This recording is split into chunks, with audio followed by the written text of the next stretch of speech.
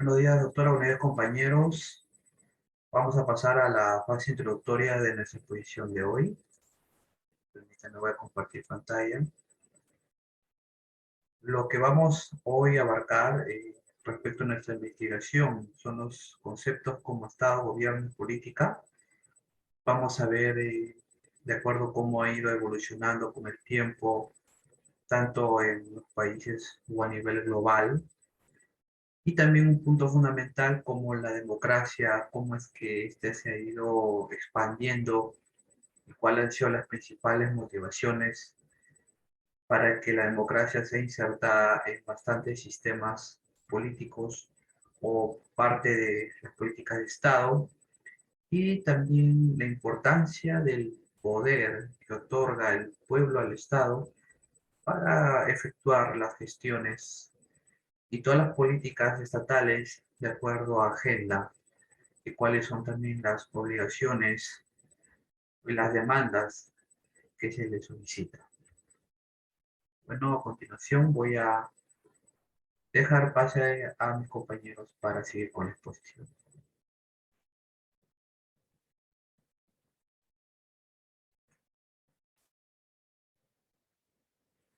Bueno, continuando con la exposición de esta mañana, vamos a hablar respecto a lo que es la política.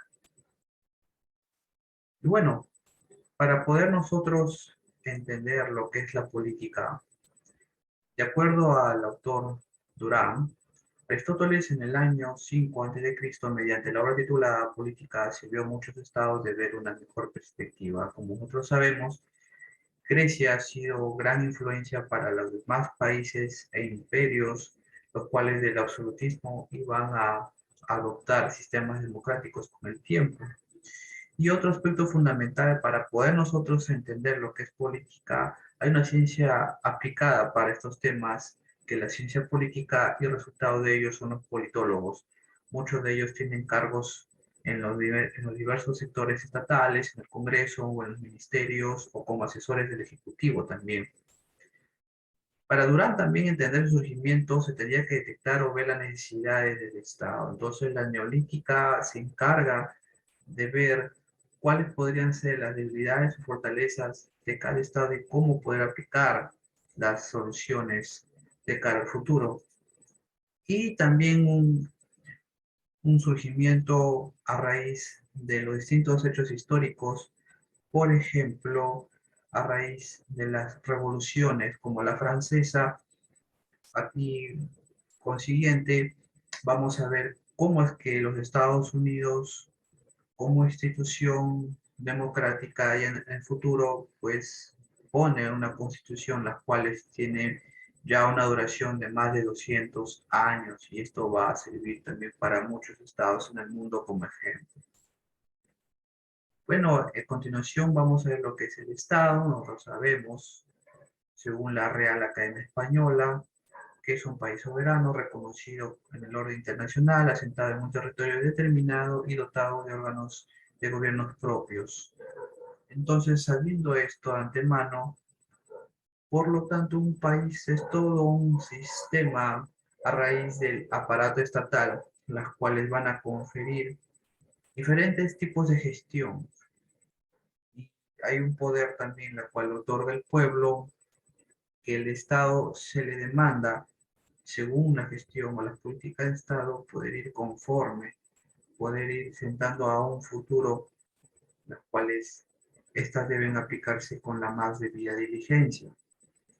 Ahora, también otro aspecto importante con la administración pública es que cuando se haya dependiente del poder político, pierde profesionalización, eficiencia, imparcialidad, transparencia, porque es manipulada por los partidos políticos que están ejerciendo poder según Bracamonte. Entonces debemos entender que en la política debe haber 100% eficacia, pero también 100% vocación para que estos políticos puedan efectuar su función de una manera correcta, que no tengan una camiseta, por decirlo así, sino que toda convicción y trabajo que hagan pues sea para el Estado, para el pueblo, por amor al pueblo, buscando un horizonte que sea mejor. Bueno, eso es todo. Dejo pase a mis compañeros. Buenos días, profesora Chico Picasso. Mi nombre es Luis Payo y me toca exponer lo que es gobierno.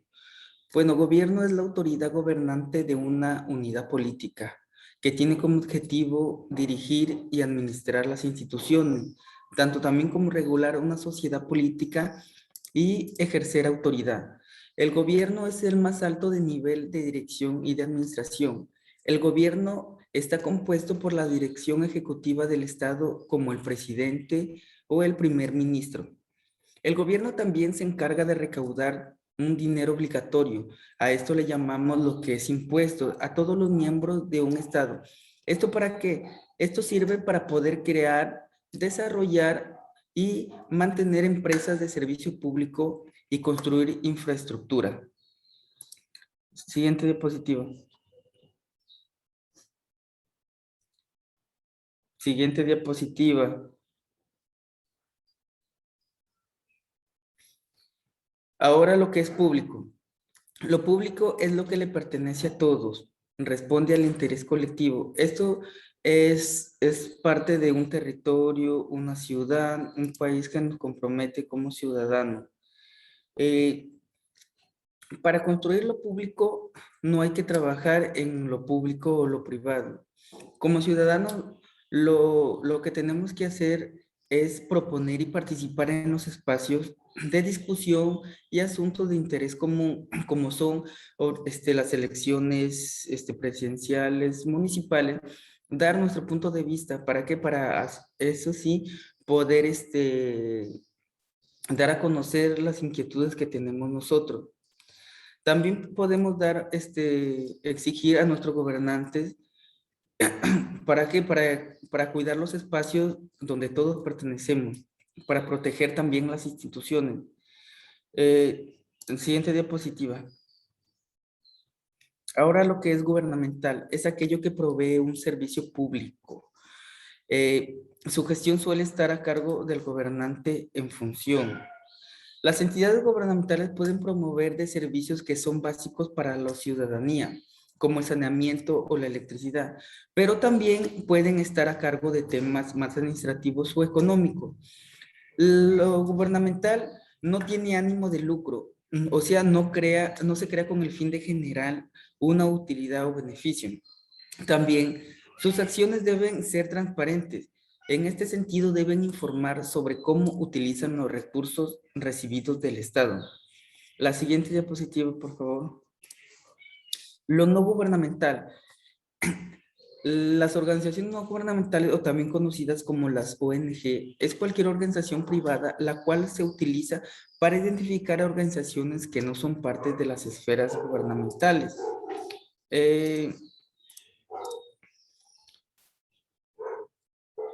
Existen diferentes definiciones de ONG.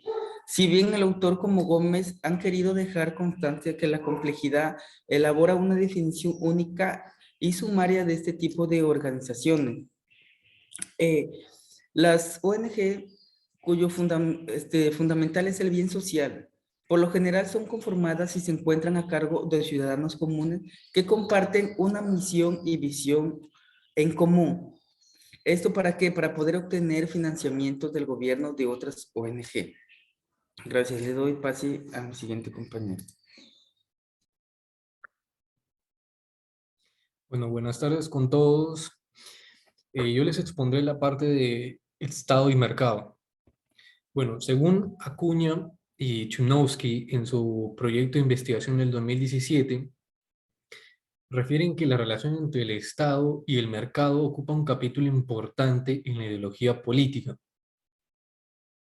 Consideran que la extrema izquierda trata de neutralizar el mercado, mientras que la extrema derecha trata de ignorar el poder del Estado sobre el mercado. Tenemos el ciclo de las políticas públicas, el cual consiste en 3 pasos, que es evaluar, planificar e implementar. Entre estos 3 pasos, de implementar a evaluar, existe un análisis de gestión. De evaluar a planificar, existe una mejora continua. y de planificar a implementar hay una gestión sostenible de los recursos.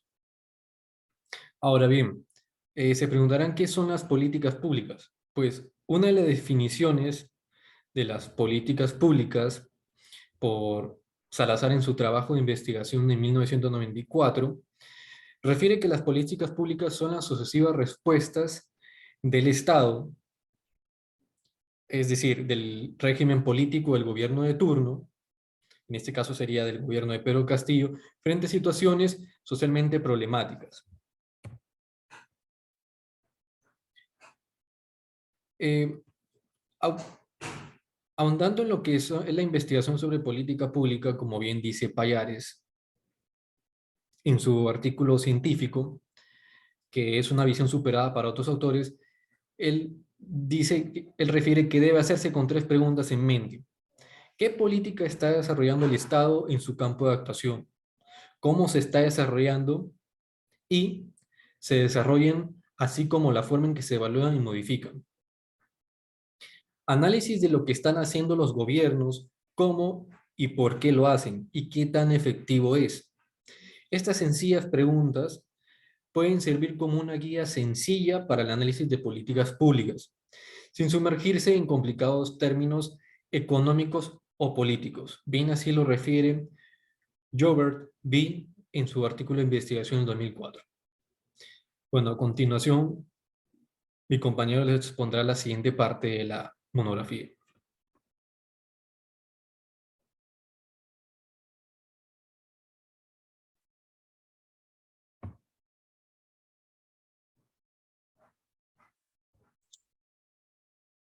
Bueno, continuando así con la exposición, vamos a hablar ahora de la reforma del Estado.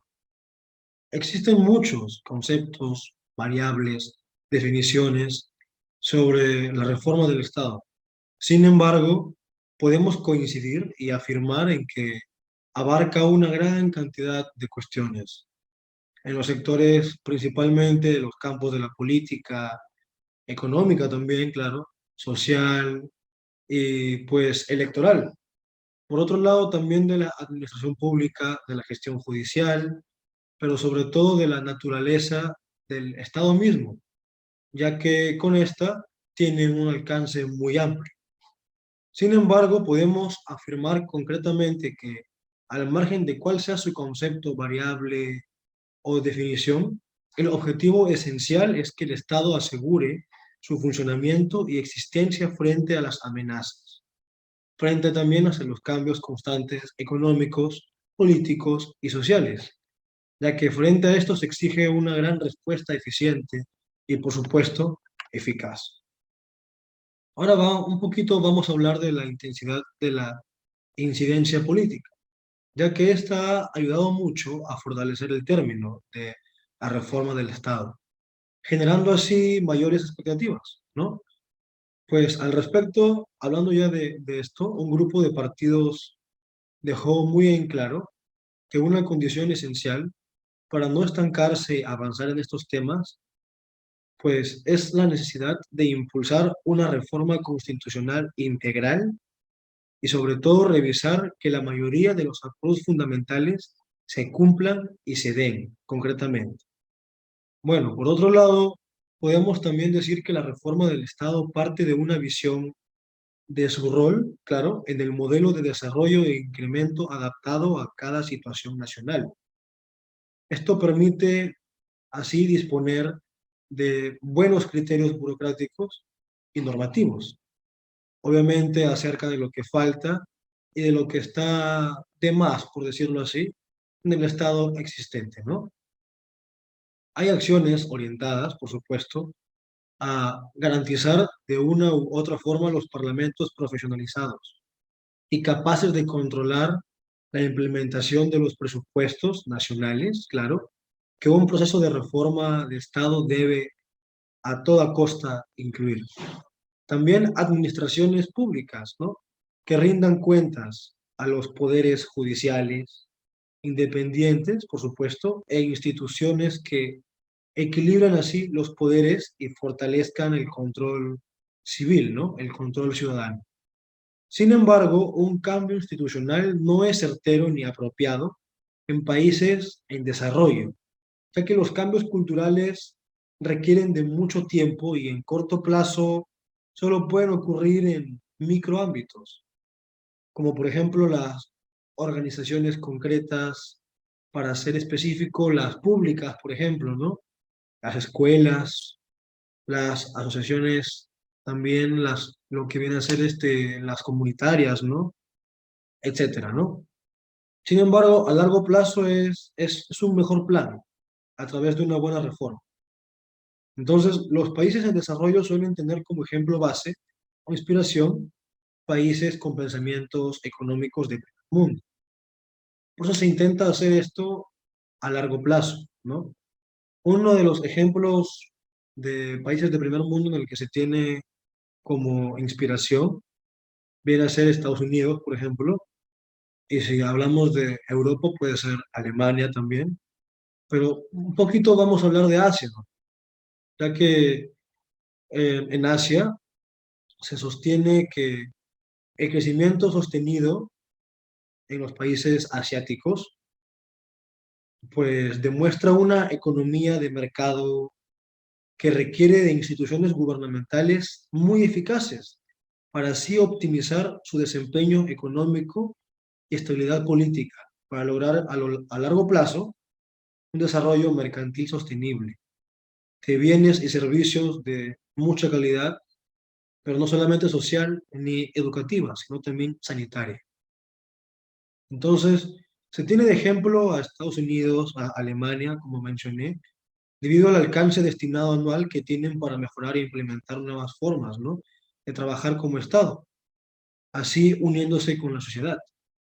Pero como ya mencioné, Asia tiene otra forma de ver el crecimiento sostenido, que también seguía un poco de países de primer mundo, pero a su forma, ¿no?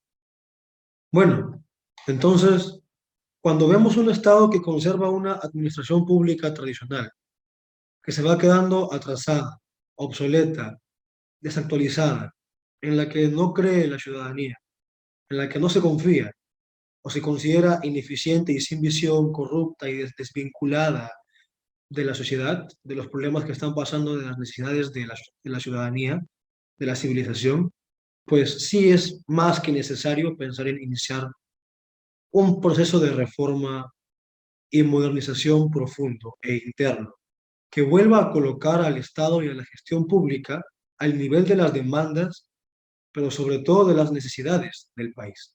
Por ejemplo, el caso de nuestro Perú, el cambio que se dio al establecer una nueva estructura descentralizada a través de la creación de gobiernos regionales y el nuevo rol otorgado a los gobiernos locales significó cambios verdaderos en la estructura del Estado y en cómo las entidades que lo conforman vinculan y entre sí se relacionan. Pues entonces, ¿qué podemos concluir? Podemos concluir que la reforma del Estado tiene como eje central y principal actualizarse y dinamizarse, para que así el Estado ya no requiera de tantos esfuerzos sistematizados. Obviamente estos son necesarios, pero en menor cantidad lo serán si es que se actualiza y se dinamiza un Estado.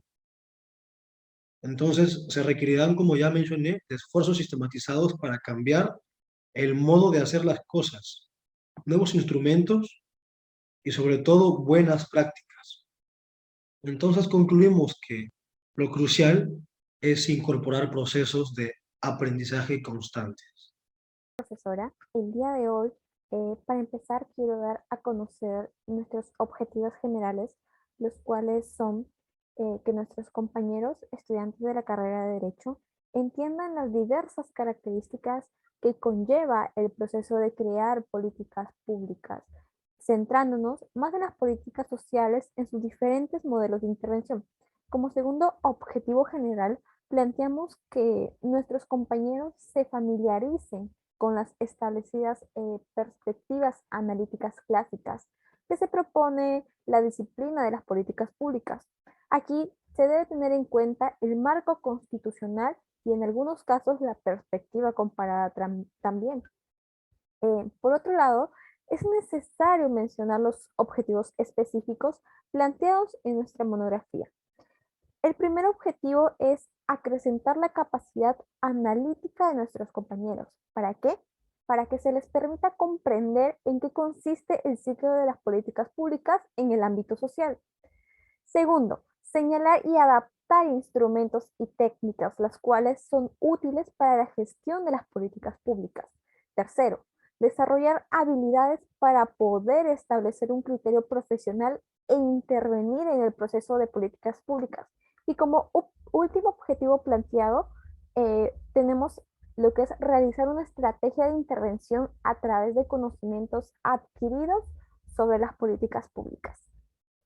Bueno, yo, Hazel Carranza, voy a exponerles las conclusiones finales del grupo, y estas serían que el gobierno crea políticas públicas, ya que, bueno, estas son un conjunto de acciones y decisiones las cuales tienen un fin determinado en la población. Los peruanos podemos también intervenir en lo que son las políticas públicas a través de nuestros representantes, ya que estos nos harán escuchar, escucharán también nuestra voz y necesidades de toda una población, ¿no? El instrumento principal para gestionar las políticas públicas es a través de lo que es el gobierno y de las administraciones públicas del Estado. Aunque la población aún no tiene mucha confianza, tiene cierta desconfianza respecto a lo que son las políticas públicas del Estado, porque sus instituciones públicas no son de todo confiables, debido a que la corrupción está enraizada desde hace muchos años. Esto sería todo. Muchas gracias.